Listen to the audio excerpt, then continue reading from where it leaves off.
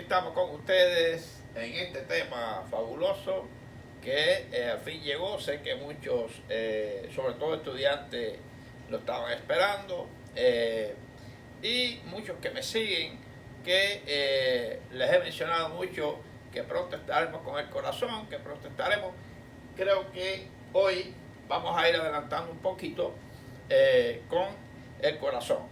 Prácticamente van a ser muchos temas sobre esta parte del aparato circulatorio, y comenzando en el día de hoy con un conversatorio sobre partes importantes, sobre todo externas: ubicación, qué es el corazón como bomba impelente, que es capaz de llevar esa sangre a una presión adecuada a los distintos tejidos del cuerpo humano. Vamos a ver entonces el sistema cardiovascular, corazón y grandes vasos. Lo de los grandes vasos va a ser prácticamente una presentación, mencionar cuáles son los grandes vasos, cuáles son sus inicios, etcétera, sin hacer una anatomía profunda de esta parte del tema. Ahí vemos una imagen, no por hacerme ni más ni menos popular, pero una imagen hecha por mí mismo. Aquí está el corazón, creo que la he compartido en Facebook, el corazón con los grandes vasos. Quizá la tomaremos más adelante con otras láminas para ver la presentación de los grandes vasos. El corazón es una cosa grande, es un órgano más que anatómico, es un órgano central, un órgano que inclusive en los tiempos antiguos se le dio valor como el punto del alma, o sea, la parte fuerte del ser humano, que inclusive muchos lo asocian con pensamiento. En realidad sabemos que el corazón no es un órgano pensador, el órgano pensador es el cerebro, pero que ahí radica la fuerza motriz prácticamente del ser humano. Vamos a ver entonces algunos aspectos importantes. Vamos a ver que hoy vamos a ver algunos temas. En esta primera parte, una parte 1 y una parte 2, vamos a ver en esta parte 1 las generalidades del sistema cardiovascular, que la hemos visto cuando iniciamos la irrigación de cabeza y cuello. Dimos bastante, de lo cual traemos algunos recuerdos sobre ese tema. El corazón, origen embriológico, muy importante para después entender las cardiopatías congénitas, esas tetralogías de Fallot, la comunicación interauricular. Todo esto es muy importante desde ahora. Ubicación, características y propiedades, anatomía descriptiva externa del corazón, sobre todo en este tema. El pericardio, ¿qué es el pericardio? Esas envolturas que rodean al corazón, qué función tiene, etcétera. Relaciones, representación de los grandes vasos, como les decía, relaciones anatómicas, breve explicación de la hemodinamia, y una parte 2 que no veremos hoy sería la anatomía descriptiva interna del corazón, inervación del corazón, que probablemente lo pongo aquí debajo porque ya hoy haremos una presentación también de la inervación, porque lo que es el sistema excitoconductor del corazón, llámese el marcapaso, llámese el seno auriculoventricular, etcétera, las diferentes fibras de Purkinje, no las hablaremos hoy. Esa anatomía interna la hablaremos en un tema posterior. De forma general, ahí tenemos el corazón con sus grandes vasos, y aquí está la imagen que les presenté al principio. Vamos a ir avanzando porque el tema, aunque no tiene la anatomía interna, voy a tratar de abarcar lo más posible en el día de hoy en este tema. Muy bien, fíjense que el corazón es más que un símbolo.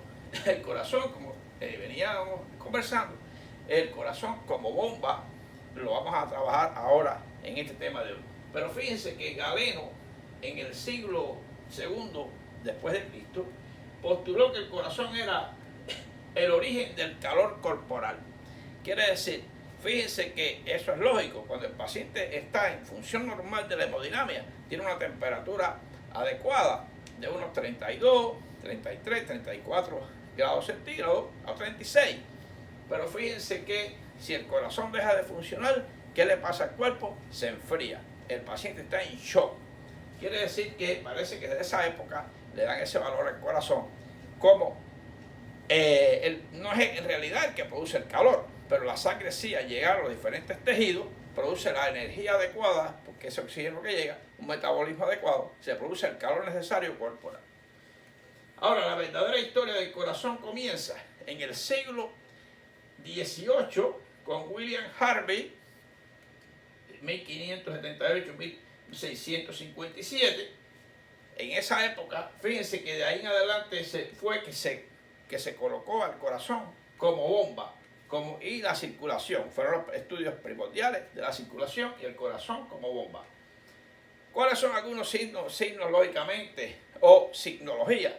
Fíjense que el corazón está reflejado en la naturaleza, fue reflejado en monedas, el corazón, la silueta del corazón. Usted pone corazón en internet y le sale la figura, esta figura que está llena de afecto, cariño y amor. Eso es lo que representa el corazón. El corazón de Jesús, como ustedes lo ven de la historia, el corazón de Jesús. Y fíjense que Da Vinci lo reflejó desde sus estudios con la proporción áurea que le mencioné en el tema anterior con respecto a matemática y física, y les sugiero a los estudiantes que busquen qué cosa es todos estos aspectos matemáticos para aplicarlos a la anatomía y a la medicina. No sean médicos puramente médicos, sean no todólogos tampoco, pero sí muy importante ver todos estos aspectos que les menciono. Y esta proporción áurea que fue reflejada y se refleja en todos los aspectos de la naturaleza y todos los aspectos del cuerpo humano. Desde el ADN hasta la cóclea, todos los elementos tienen esta proporción que se estudió por los siglos de los siglos. Y hoy está tomando fuerza nuevamente y se está explicando mucho en internet. Pues bueno, ya por ahí les traigo esto para que vean que el corazón es simbología de cariño, afecto y amor. Seguimos adelante. Entre las generalidades del aparato circulatorio, vamos a ver que el aparato circulatorio tiene el corazón como bomba, impelente, o sea que el corazón, como órgano central de la circulación menor y circulación mayor, es el que es capaz de recibir la sangre que viene de la periferia a través de las cavas superior e inferior hacia las cavidades derechas y es capaz de impulsarla, ¿ves? Prácticamente por las cavidades que son izquierdas hacia la economía. Claro, en el caso de la derecha va a la circulación menor, ventrículo derecho, y en el caso de la circulación mayor sale del ventrículo izquierdo hacia la economía en general, con presiones adecuadas, etcétera, que serán estudiadas futuramente. Tenemos entonces que el sistema de las ramificaciones arteriales, el sistema de las ramificaciones venosas, todas serán estudiadas, el sistema de las ramificaciones linfáticas, todo esto forma una red capilar periférica y ganglios linfáticos que todos los ganglios linfáticos terminan en el conducto torácico. Toda esta parte que hemos mencionado poco a poco va a ser estudiado futuramente, como porciones por porciones de acuerdo a partir de los grandes vasos. ¿Cómo está compuesto el sistema circulatorio? El sistema circulatorio está compuesto por el corazón, como les decía, y el sistema arterial, la sangre como órgano. Vamos a estudiar también futuramente la sangre. Vamos a ver sistema linfático y sistema venoso, los mismos que les mencionaba en la cápita anterior, y ahora los resumimos para que vean cómo está formado el sistema circulatorio. Ahora bien, ¿de dónde viene el corazón? Fíjense que desde los días 18 al 28 días, prácticamente que se va formando los primeros esbozos en el embrión. Hay una etapa embrionaria y una etapa fetal de la formación del corazón. Vamos a ver los aspectos un poquito importantes de esta etapa para poder entender patologías futuras sobre el corazón. Después del endodermo faríngeo, la inducción del endodermo faríngeo induce a un primordium cardium, forman lo que se llama el tubo cardíaco, y posteriormente se va a formar para los últimos días lo que es el asa cardíaca. El asa cardíaca. Este tubo cardíaco y el asa cardíaca son los futuros que van a dar lugar a formación de aurículas y ventrículos. Vamos a ver esas aurículas y ventrículos, más o menos cómo se forman. Hay tabiques septales que se forman, lo vamos a explicar seguidamente ahora. ¿Cómo sería prácticamente el septum primum, el septum secundum, etcétera? Y en la etapa fetal, ya que se forman estas etapas, estas partes más, primero fue un tubo y fue dando lugar después a cavidades, a áreas de los grandes vasos, áreas de las aurículas, áreas de ventrículas, etcétera. Y después produce una torsión y queda formado lo que es el corazón futuro, con el septum primum y el septum secundum, que sobre todo estos toman parte del hombre en lo que es el área de las aurículas. Esta parte es muy importante, porque recordar que este tabique que divide a las aurículas, en realidad, para poder existir no puede formarse todo un tabique completo, porque en lo que es la circulación fetal es necesario que este tabique quede abierto por un tiempo, que se llama la ventana oval. Vamos a ver seguidamente de dónde se forma esta ventana oval. Quiere decir que a partir de la cuarta semana o quinta semana el corazón comienza a latir, ya como pequeña bomba rudimentaria, ya a partir de la cuarta semana. Vamos a ver que en esta lámina posterior, aquí un poquito más profundo, porque quiero hacer un poquito más profundo esta parte de la formación de las cavidades, sobre todo del foramen oval. Aquí está el septum primum y el septum primum, ¿verdad? Y el foramen primum, y a partir de la parte inferior de lo que sería la parte endocardial, el cushion, que le llaman, se va formando lo que es el septum, este es el primum, septum primum, el septum secundum, aquí. Y va bajando a encontrarse y a cubrir un foramen secundum, que fue un foramen primum, aquí, amplio, pero ¿qué pasa? Que se va, el septum primum se va uniendo y el septum secundum va a servir como una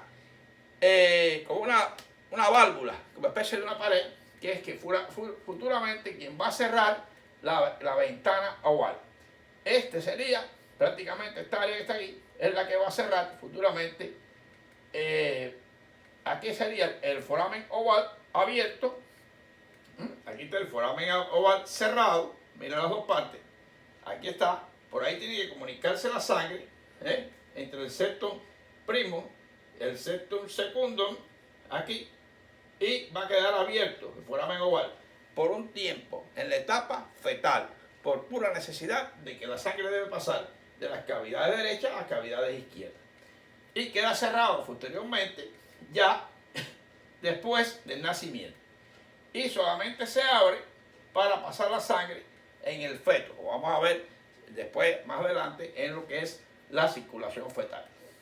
Aquí. Es importante que conocer esta formación de lo que es en las aurículas. Igual en el ventrículo hay una comunicación que se va a cerrar prácticamente los primeros días, así como se cierra el conducto arterioso, que se lo voy a mostrar seguidamente. Esto es muy importante, conocer esta etapa de formación del foramen oval para entender después las enfermedades que son, por ejemplo, lo que son los complejos de Eisenmenger, para poder entender esa malformación de lo que depende de las aurículas. Aquí fíjense en lo que es la ventana oval que está acá y el ducto arterioso que se encuentra acá, ahí. Esta es la circulación fetal, que le vamos a dar una pequeña explicacioncita ahora para que lo entiendan. El feto, como es lógico, los pulmones están colapsados, no hay circulación menor, no existe lo que se llama la circulación menor, y por tanto el oxígeno que llega a través de la vena umbilical, esta roja que usted ve ahí, y va hacia la aurícula derecha. Por existir entonces esa ventana oval, la sangre puede pasar a las cavidades izquierdas ya oxigenada, y de ahí a la aorta y va hacia el resto de la economía. ¿Qué pasa? Que también existe el conducto arterioso para esa sangre que viene oxigenada, pueda pasar directamente a la aorta y así aumenta más el pool de oxígeno en lo que es la arteria aorta. Hay dos hechos importantes en la ventana oval para permitir el paso y el ducto arterioso para permitir que la sangre que viene por la arteria pulmonar no va a los pulmones y pase a la aorta. Estos dos elementos, al niño al nacer, se cierran, tanto los primeras horas, se cierra la ventana oval y el ducto arterioso, porque ya comienza a funcionar los pulmones y se forma lo que sería entonces la circulación menor.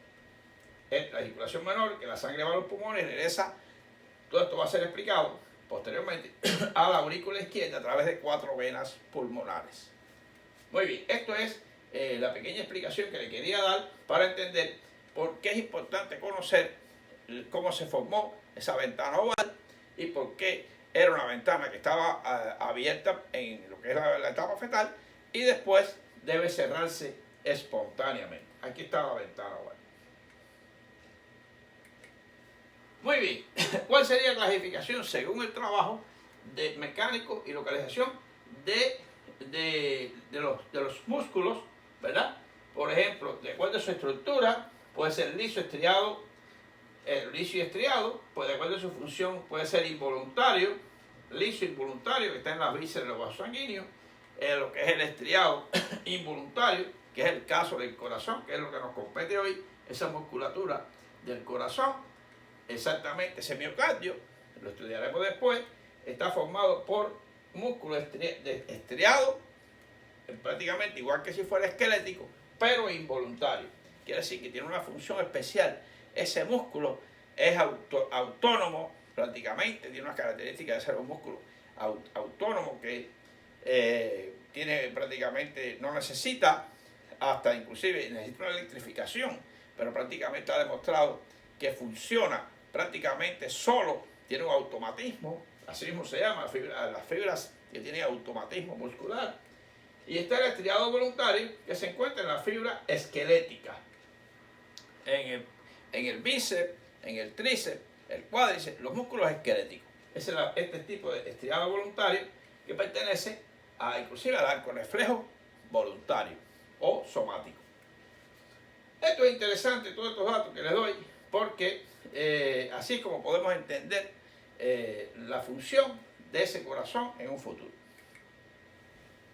¿Cómo es la estructura de los vasos sanguíneos y por qué? Fíjense que la arteria, para entender después lo que es la arteria aorta o la vena cava o todos los vasos que están en el organismo, fíjense que las arterias tienen una capa, una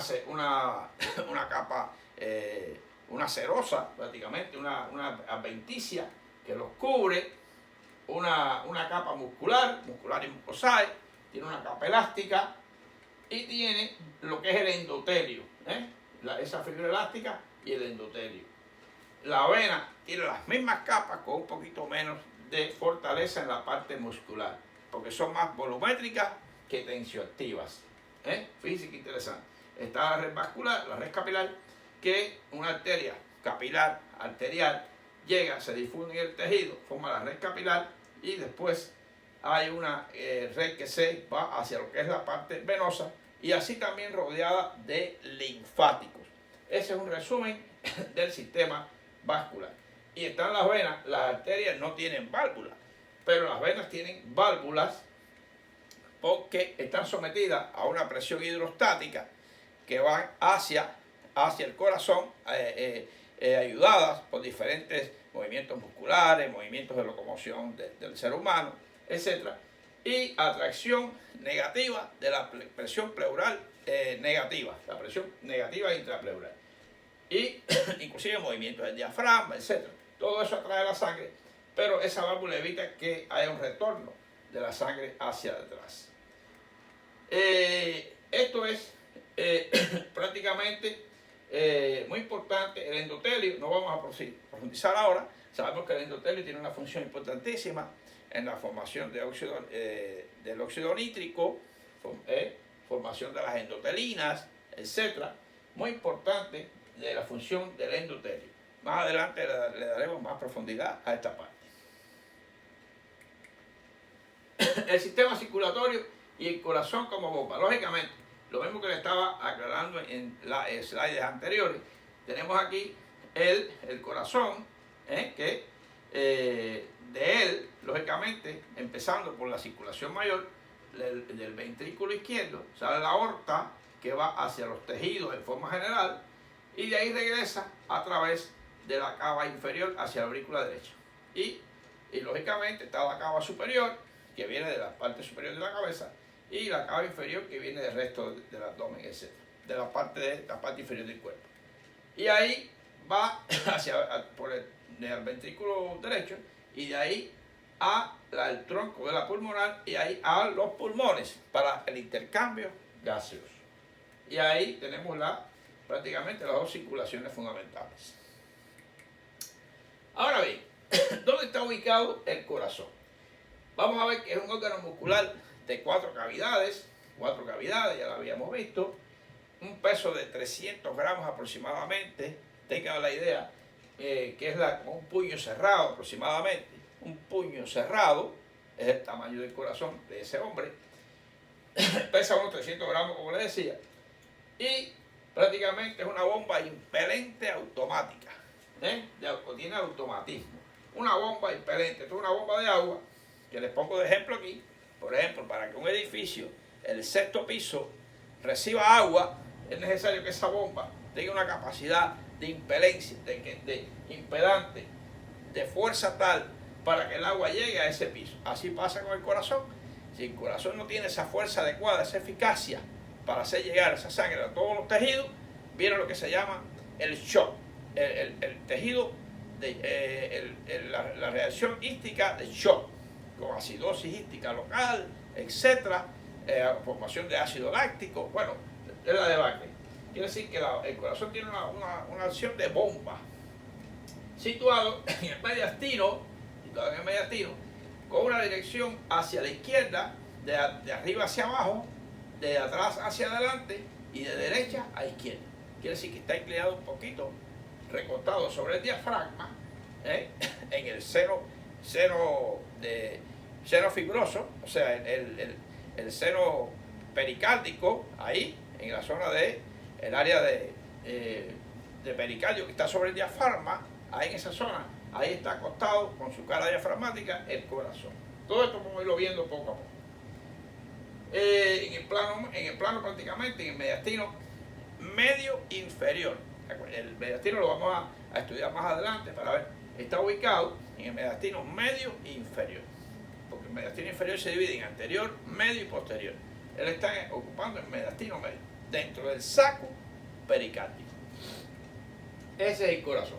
Por ejemplo, el hígado pesa 1500 gramos, el bazo pesa 150 a 200 gramos, un riñón puede estar pesando 100 gramos, 100 a 150. Para que ustedes vean los tamaños aproximados, el corazón está pesando unos 300 gramos, un tiroide de 35 a 40 gramos, y así para que tengan unos pesos aproximados la idea. Un corazón puede llegar a pesar más, 400 gramos, si está en cardiomegalia, con aumento de hipertrofia, etc. O puede estar, si está hipotrófico, con problemas de miocardio, puede llegar a pesar menos, después analizado en una autopsia, por ejemplo. Estos son datos primordiales que le damos del corazón. Ahora, formado con sus sistemas arteriales y venosos, pasamos a revisar seguidamente. ¿Cuál es la estructura del corazón? Fíjense que el corazón tiene una estructura muscular, como decimos, y una estructura fibrótica. Tiene un esqueleto fibroso. Pero bien, el corazón tiene pared. Tiene el epicardio, que sería el epicardio que lo cubre. Esto que lo cubre sería el pericardio visceral. Existe el pericardio parietal, que lo estudiaremos como pericardio futuramente, cuando estudiemos mediastino. Este es el epicardio, que es el pericardio visceral. Está el miocardio y está el endocardio. Y un esqueleto fibroso, sobre todo, miren el esqueleto fibroso, donde están las válvulas, prácticamente lo que sería la válvula mitral y la válvula tricuspidia. Este es el aurículo ventricular derecha y este es el aurículo ventricular izquierdo. Esta es la derecha, tricuspidia, miren las 3 valvas, después la vamos a profundizar, y esta es la mitral o bicúspide. Y este sería el tronco de la aorta y la pulmonar. con sus válvulas semilunares. Todo este estudio sí lo vamos a profundizar más adelante. Hoy nada más que vamos a mencionar que tiene un esqueleto fibroso, porque ahí se inician las fibras musculares que se insertan en ese anillo, produciendo como un vórtice. Se lo vamos a enseñar futuramente ahora. ¿Ves? Prácticamente. Aquí está el anillo fibroso, etc. Los trígonos, ¿ves? Tiene un trígono por donde pasa el haz His, un trígono derecho, fibroso derecho, y un trígono izquierdo. Ok, esta es la idea, es una vista, un corte a nivel de las aurículas, para que se entienda. Esto es para ir entrando poco a poco en lo que es la anatomía del corazón. Esto es un poco interno, pero quise enseñarlo ahora porque hay que ratificarlo después. Pero hablando de la estructura del corazón, debía mencionarlo porque hay que conocer sobre el esqueleto fibrótico o fibroso que tiene el corazón. Este es el seno, o sea, la parte del diafragma, ¿ves? Prácticamente el lecho donde va el corazón, ahí sobre el diafragma, acostado, está un poquito levantado aquí, como usted ve, con su cara diafragmática, sobre ese, prácticamente sobre esa parte fibrótica redondeada que usted ve ahí de diafragma. Muy bien. ¿Cuáles son las envolturas? Hablando un poco más, está situado y rodeado por el saco pericárdico. Miren que aquí, ahí está el saco pericárdico, donde está incluido en la parte interior el corazón y formando lo que se llama el pericardio parietal. ¿Ven? Fibroso parietal, que sería este que está aquí. Ahí está. Que cubre prácticamente hacia la base de los grandes vasos. Ahí. Pericardio fibroso, de dos hojas, una parietal y una visceral, que era el epicardio. ¿Ven? Una serosa parietal y una serosa visceral, que es el epicardio. Estamos en esta parte profundizando, repitiendo mucho para que se vaya entendiendo bien todo, porque entre ese pericardio parietal y el pericardio visceral, que es el epicardio, hay un espacio, y ese es el saco pericárdico, que puede tener hasta 50 cc de líquido. De ahí no debe pasar de unos 35 a 40, 50 cc, para evitar que esas hojas se hagan fricción entre sí, para que puedan el corazón moverse con suavidad en ese espacio, en su sístole y diástole. Muy bien, esa es la parte de la envoltura del corazón. Si quitamos ese pericardio, ¿ven? Ahí vamos a ver, lo hemos cortado y ahí vemos el corazón en su interior. Si lo vamos a poner de nuevo, lo tapamos y le quitamos ese pericardio, ahí se ve lo que es el centro fibroso del diafragma, o foliolo medio también se llama, lo vamos a ver futuramente. Ya vimos el diafragma cuando estudiamos el diafragma en mi canal. Ok, la configuración externa prácticamente tiene la topografía, ya habíamos hablado un poco, tiene una base, tiene una cara antero, tiene una base, tiene un ápice o vórtice, aquí la punta del corazón, está dirigida hacia la izquierda y hacia abajo, y prácticamente se proyecta, vamos atrás un momentico aquí, se proyecta en el quinto espacio intercostal, línea medio clavicular. Eso es importante. Eso cuando hablemos futuramente de los focos de ocultación, vamos a puntualizar bien el latido de la punta. Ok, aquí tenemos las caras externocostal o cara anterior, cara diafragmática, que es esta es la cara diafragmática, que estaría por aquí debajo, cara diafragmática, que contacta con el diafragma, con el centro tendinoso del diafragma, ahí. La cara pulmonar, que sería esta, cara pulmonar, esta que está aquí, cara pulmonar, hacia el pulmón izquierdo. Tiene surcos, está el surco coronario, prácticamente es un surco atrioventricular, están las aurículas y los ventrículos, ese surco le da la vuelta completa, este es el surco coronario, este que está aquí, coronario, surco atrioventriculares anterior, atrioventricular anterior, fíjense, Prácticamente en estos surcos, lo que es el surco coronario, incluye las arterias coronarias y el surco anterior, surcos, lo que es el anterior, también va a tener arterias coronarias importantes. Acá, descendente anterior y descendente posterior. Vamos a irle dando nombre a esto ahora. Está el surco coronario o atrioventricular, ya lo vimos, que divide aurículas de ventrículos. Y está lo que es el atrio ventricular anterior y posterior. Ellos dos terminan en la punta o área del vórtice, ahí, muy importante, donde hay una serie de arterias que se relacionan, esta posterior con esta anterior aquí. Esa es la idea general de lo que es prácticamente la estructura externa, así a grosso modo, del corazón, lo que se ve. Los surcos, prácticamente, y las caras. Bien.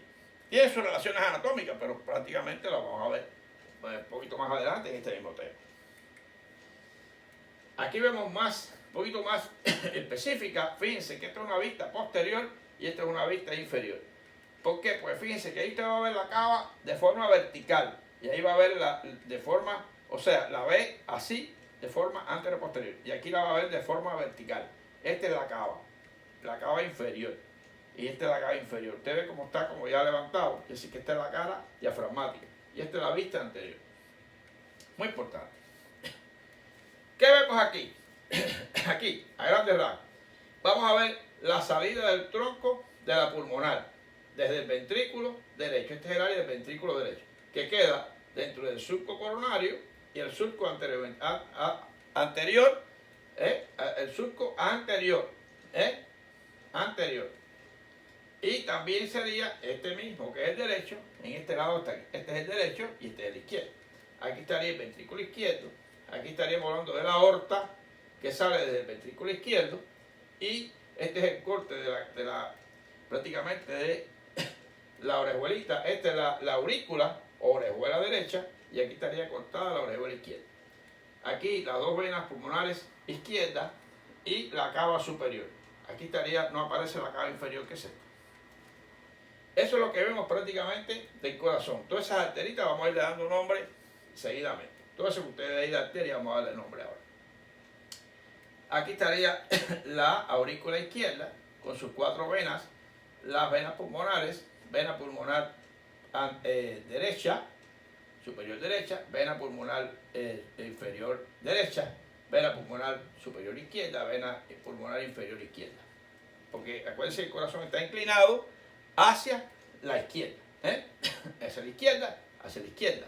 Esa es la forma fundamental. Aquí estaríamos hablando de la aurícula con sus 4 venas pulmonares. Y esto que se ve aquí es el seno coronario, que recibe 5 venas fundamentales que las veremos posteriormente en el día de hoy. Esas que están aquí. Vamos a ver ahora el pericardio, que prácticamente solamente puede, el líquido de 15 a 20 cc es lo normal. No puede pasar de 35 ni de 40. Ya con 50, como les decía ahorita, ya hasta 50 cc, ya se empieza a ocupar, a hacerle presión a lo que es al saco pericárdico. Ese saco pericárdico que usted ve ahí es fibroso, es indistensible. Y es indistensible ¿por qué? Para evitar la elongación de las cavidades del corazón, la hipertrofia. Fíjense qué interesante. Vamos a ver que aquí dentro cubre todo, y vamos a ver aquí las venas pulmonares, 4 venas pulmonares. Aquí está la cava inferior, cava superior, aquí está el tronco de la pulmonar, la aorta, todo esto que está aquí. Hay 2 senos fundamentales, uno transverso y un seno oblicuo, que está aquí. ¿Ven? El seno oblicuo. Este es el seno transverso. Aquí, miren, aquí lo hemos abierto para que se vea que en la formación del pericardio hay un espacio, que sería el seno transverso, formado por delante va a quedar lo que es la pulmonar y la aorta y la pulmonar. Y por detrás van a estar las venas, las venas pulmonares y la cava. miren aquí, la cava por detrás, ven aquí, y aquí, y las 4 venas, estas venas pulmonares, y aquí pasa, podemos pasar inclusive el dedo por aquí detrás. Ese seno me deja pasar el dedo. Si usted trata de pasar el dedo por ese seno transverso, y el seno oblicuo está aquí. Son 2 senos. Aquí se proyecta el esófago, la eminencia esofágica, y el centro tendinoso aquí del diafragma. Ahí dentro está ubicado el corazón. Ahí dentro. Muy bien. Aquí tenemos, ese es el pericardio. Si lo tapamos de nuevo, vamos a ver entonces que está envuelto completamente de ese pericardio que llega hasta la parte más inferior de los grandes vasos. Eso sería el saco pericárdico, indistensible para evitar la hipertrofia cardíaca, etc. Protección del corazón, tiene varias funciones, entre ellas esas, muy importantes. Presentación de los grandes vasos. Aquí tenemos de nuevo algunos corazones. Este está un poquito abierto, sin valorar la parte interna, pero aquí tenemos, por ejemplo, podemos ver en esta imagen el tronco de la pulmonar, que se divide en lo que es la izquierda y la derecha. Aquí está la aorta ascendente, el arco, donde salen 3 troncos principales, el tronco brachiocefálico, la arteria carótida interna, la carótida común izquierda, porque esta es la derecha, y la subclavia izquierda. Vamos a verlo aquí, la pulmonar con su división, la aorta ascendente y arco, y los 3 troncos principales, el tronco brachiocefálico, la carótida común izquierda y la subclavia izquierda. Vamos a verlo aquí, la aorta que sale del ventrículo izquierdo, aquí, la pulmonar que sale del derecho, la división, como habíamos visto, la división, la cava superior que viene a la aurícula derecha y la cava inferior que viene a la aurícula derecha. Toda la anatomía de la aurícula derecha la veremos en el próximo tema. Y aquí está parte de la aurícula izquierda con la llegada de sus 2 venas izquierdas pulmonares y las válvulas atrioventricular derecha o tricuspidia y atrioventricular izquierda o mitral o bicúspide. Esta está aquí. Más o menos esa es la idea de presentarle los grandes vasos. Nada más presentarse, sin explicación de diámetro, sin explicación de ramas principales en el día de hoy, etc. Solamente la presentación. Vamos a ver entonces la irrigación del corazón. Ese miocardio, ese músculo grueso, ese músculo que es músculo de presión, que tiene que mover sangre contra un gradiente de presión, contra una resistencia periférica, necesita una irrigación importante. Vamos a ver el sistema de las arterias coronarias y el sistema venoso del corazón.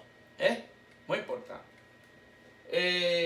Prácticamente las arterias coronarias, está la coronaria izquierda, que mide unos 2 centímetros, porque inmediatamente ella debajo de lo que es, aquí se ha quitado la orejuela o le llaman aurícula, porque atrio y aurícula, pequeña que hay aquí, esta es la derecha y la izquierda, para ver la coronaria izquierda, que sale de lo que es el seno de Valsalva izquierdo en la aorta, aquí, y sufre una división, arteria circunfleja, que va hacia atrás, que viene por aquí, y baja hacia lo que es el ventrículo izquierdo. Y tiene una descendente anterior, o arteria coronaria descendente anterior, y que baja dando lugar a una diagonal. Esta se llama diagonal y esta anterior. Esta arteria descendente anterior, que va a terminar en el vórtice, tiene varias ramitas, sobre todo las septales, para irrigar 2/3 anteriores del septum interventricular. Muy importante, muy importante. Más adelante, cuando veamos infarto de miocardio, por ejemplo, vamos a estudiar un trombo colocado aquí, cuál es el área que se afecta y cómo se refleja en el electrocardiograma. Todo eso lo vamos a estudiar poquito a poco. Hoy estamos haciendo como una presentación, etc. Ahora bien, esta circunfleja que sigue hacia atrás, bordeando para acá atrás, tiene algunas arterias marginales que son estas que están aquí, incluyendo esta que se llama obtusa, obtusa, muy importante, obtusa, acuérdense, diagonal y obtusa, y otras que son aquí para irrigar todo el ventrículo izquierdo. Esa va dando la vuelta, lógicamente, va dando la vuelta, a ver si vemos aquí, si la vemos por aquí, miren aquí, va dando la vuelta y llega hasta atrás. Miren aquí las arterias, la posterior del ventrículo izquierdo, etcétera, y otras arterias. Va dando la vuelta hasta aquí, va girando y aquí viaja junto a la vena magna o la vena magna o vena circunfleja mayor, vena cardíaca mayor, y aquí baja junto aquí a la cardíaca menor, a esta que es posterior esta vena posterior del ventrículo izquierdo, aquí baja junto hacia lo que es el ventrículo en la cara posterior. Muy bien. Tenemos entonces, esa es la arteria, prácticamente, la arteria coronaria izquierda. Un volumen grande, supraestada bifurcación. Tenemos la coronaria derecha, que viene por aquí, de la válvula sigmoidea izquierda de la aorta. Ahí se forma y viaja por el surco coronario hacia atrás. Y fíjense cómo viene y baja por todo el surco interventricular posterior. La vamos a mostrar más adelante. Mejor foto. Ella tiene sus ramitas. ¿Cuáles ramas tiene? Tiene la atrio. Fíjense que esta es la sinoatrial. Arterita sinoatrial. Para el seno. Y para la aurícula, parte superior de la aurícula izquierda. Y también en la aurícula derecha aquí. Aurícula derecha y parte del ventrículo derecho. Y tiene esta rama marginal aquí, que es la aguda, se llama también aguda, marginal derecha o aguda, también le llaman otro nombre. Sigue hacia atrás y baja por el surco interventricular posterior con la vena interventricular posterior que termina en el seno venoso coronario. Esa, ahí está en esa parte. Ella baja hasta el vórtice también. Vamos a ver aquí, en esta que habíamos enseñado, aquí, miren cómo baja, da algunas ramas para el ventrículo izquierdo y baja como arteria interventricular posterior hacia el vórtice. Aquí bien. Ahí. Y continúa un poquito hacia acá. ¿Ves? Ahí. Para terminar irrigando la cara diafragmática del ventrículo izquierdo. Y todo el ventrículo derecho. Y un tercio, ella entra con algunas arterias septales, un tercio del septum interventricular. Fíjense todo lo que irriga esa arteria. Basado en eso, el conocimiento de la arteria, podemos analizar las áreas que se afectan, que se infartan en caso de oclusiones de estas arterias. Muy importante. Muy bien. Tenemos entonces, eso fundamentalmente el sistema de las arterias, la coronaria izquierda y la coronaria derecha. Por ejemplo, en un futuro, cuando veamos los bypass, un bypass es entre esta arteria, por ejemplo, y podemos hasta aquí. Si el infarto está aquí, podemos hacer un bypass desde la coronaria derecha hasta la descendente anterior, coronaria descendente anterior, y vamos a lograr irrigación de toda esta área del músculo cardíaco y todo el septum que se había afectado. Es un infarto, por ejemplo, anteroseptal extenso, quiere decir que está afectada esta arteria, podemos hacer un bypass y mejorarlo aquí la irrigación. Eso en un futuro vamos a hablar de todo eso fundamentalmente. Muy bien, el sistema venoso del corazón está dado por sobre todo, hay varios sistemas. Está el sistema de las venas anteriores, el sistema de las venas de Tevesio, propios en mismo endocardio, o este sistema venoso el sistema venoso de aquí, venas anteriores del corazón, Y está el sistema, estas son las venitas anteriores, y está el sistema del seno coronario. Seno coronario que se ve mejor aquí. Vamos a verlo aquí de nuevo, aquí. Este seno va a recibir 5 venas fundamentales. Está la cardíaca menor, que viene desde la parte anterior, de la cara anterior, anteroseptal. La vena, tiene esta vena, tiene la vena interventricular posterior, tiene la vena de la aurícula izquierda, o vena de Marshall, que se llama vena de Marshall, que viene de la aurícula izquierda, la vena magna, o vena cardíaca mayor, ven que se forma aquí, mírala aquí, toda esta vena interventricular anterior, vena de Marshall, o vena magna, que se desemboca en el seno, y la vena posterior del ventrículo izquierdo. Y otras pequeñas venas que tenemos ahí. Son las 5 venas fundamentales del seno coronario. ¿Dónde va a desembocar ese seno? En la aurícula derecha. Ya veremos ya futuramente. Lógicamente, si recibe toda la sangre cargada de CO2, es lógico que termine en la aurícula derecha, que va a ir al ventrículo derecho, que va a ir por la pulmonar al pulmón a recibir oxígeno. Quiere decir que esa sangre sale de ahí también desoxigenada, porque ya se usó en el ventrículo. Repetimos, la vena cardíaca menor, interventricular, y la vena la vena interventricular posterior o inferior, la vena del ventrículo izquierdo, la vena magna o cardíaca mayor y la vena de Marshall o vena de la aurícula izquierda. Son las venas que llegan al seno coronario. ¿Dónde está el seno coronario? Entre el ventrículo izquierdo y la aurícula izquierda, en el surco coronario. Muy bien. Ok. Vamos a ver entonces ahora. Aquí está, habíamos hablado, un resumen ahora ya, la arteria coronaria derecha, ya la habíamos hablado, la arteria coronaria izquierda ya la conocemos, y las venas que terminan en el seno, vena cardíaca magna, la vena cardíaca media, la vena cardíaca parva o menor, en la menor, que es la vena que aquí va por aquí, vena cardíaca menor, que es esta, que termina en el seno, la vena oblicua o atrio izquierdo, vena oblicua, que es la vena de Marshall, que la había enseñado. Ok, ¿cuál es la inervación del corazón? Fíjense, el corazón está inervado por el simpático y parasimpático.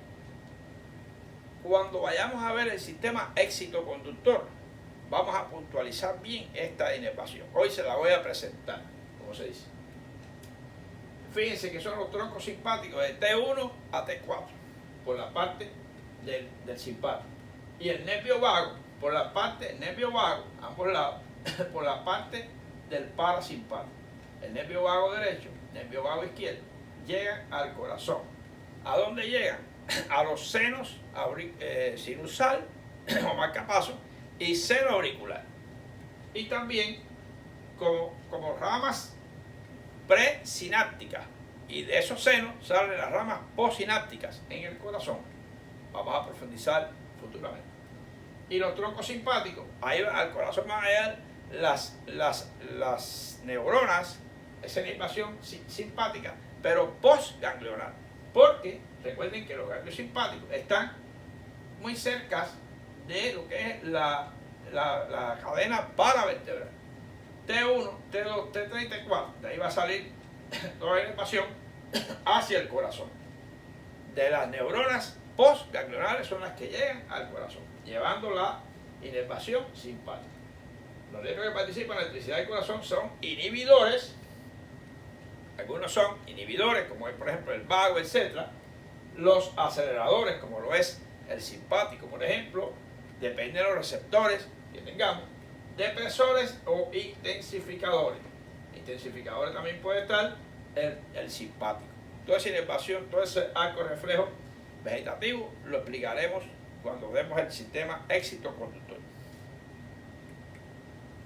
Aquí está la electrificación, inervación, un poquito más esquemático, como les decía. Este es el vago que baja, este es el vago, fíjense, y estos son los troncos T1, T2, T3, T4. Este es el cervical inferior, T1, T2, T3, T4. Muy importante. Y de ahí sale hacia, de ahí viene hacia de la médula, hacia aquí la primera neurona, la segunda sale hacia el corazón. Aquí estaríamos hablando del seno auricular y del aurículo ventricular que está internamente. Muy importante. Cuando hablemos ya de lo que es taquicardia, bradicardia, etc. Futuramente. ¿Cuáles son relaciones anatómicas del corazón? Fíjense que el pericardio es una de las relaciones, pericardio es una de las relaciones más directas del corazón, que es el que lo cubre, el saco pericardio. Pero podemos hablar de los pulmones a ambos lados, pulmón, pues relaciona con la aurícula derecha y parte del ventrículo derecho. ¿Ves? Y lógicamente el ventrículo y también lo que es el pulmón, el lado izquierdo. En cada pulmón está reflejada lo que es como un seno, como especie de una profundidad, como una fosa, una silueta, donde se dibuja que ahí está el corazón, en cada pulmón. Más profunda, lo que es la silueta cardíaca, en el pulmón izquierdo es más profundizada, porque el corazón está dirigido a la izquierda. En el diafragma, lógicamente, el esófago, aquí está el esófago, por la parte de atrás, aquí está. Inclusive les enseñé hace un momento que existía lo que era la eminencia esofágica, dibujada en la parte posterior del pericardio, haciendo protrusión hacia el pericardio. Y la aorta, después que ella hace el arco, baja por detrás y se relaciona por la parte posterior con el corazón. El esternón también por delante, las costillas, un poco más las costillas del lado izquierdo, etc.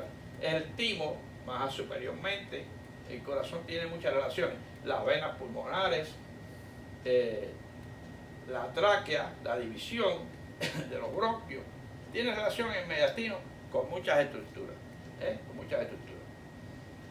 Sobre todo nervio frénico, etc. Ahí relacionado con el corazón. Y fíjense, vamos a ver algunos aspectos importantes como en este tema de hoy, un poquito de aspectos sobre la hemodinamia, el preload y afterload.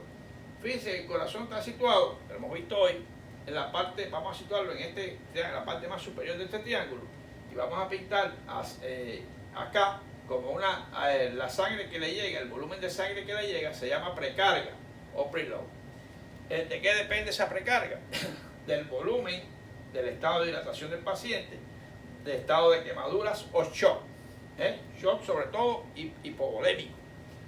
Esa precarga es la que llega al corazón a través de los vasos del lado derecho, ya ustedes saben, ven acá inferior y superior, llega al corazón, dependiendo de ese volumen, es el que el corazón va a tener para producir lo que se llama la poscarga o la presión arterial a una presión determinada.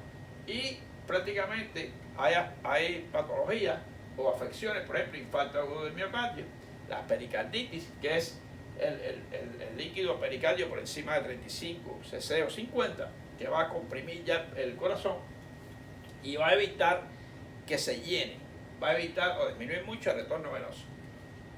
Sería entonces el taponamiento cardíaco.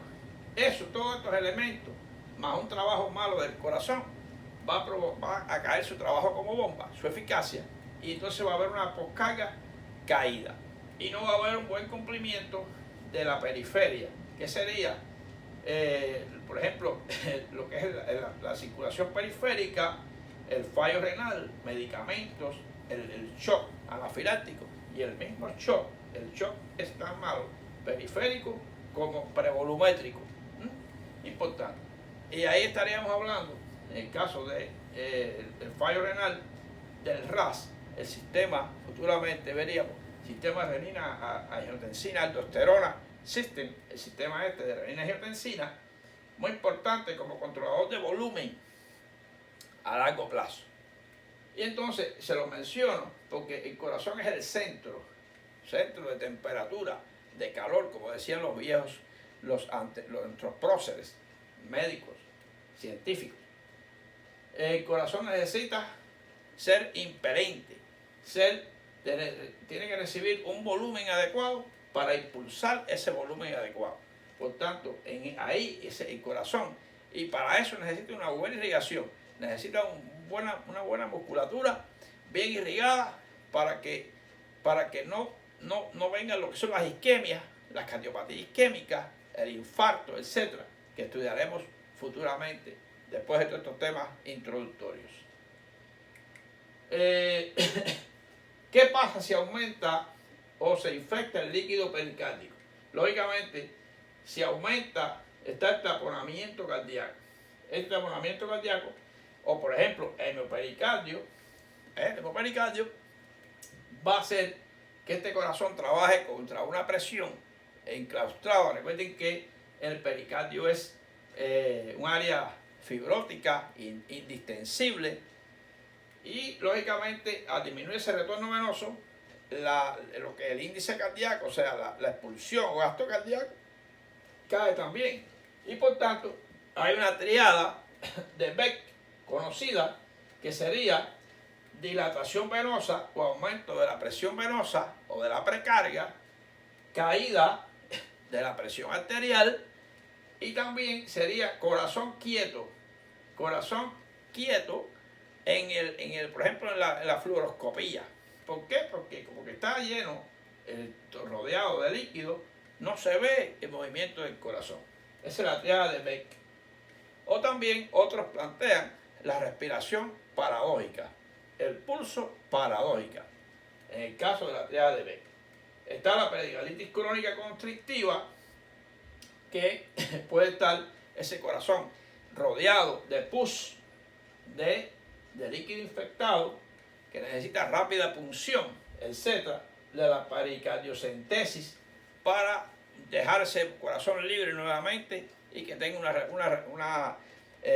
retorno venoso adecuado, y para que tenga volúmenes adecuados de eyección. Eso es importante. Bueno, hasta aquí, porque los temas son sobre esto.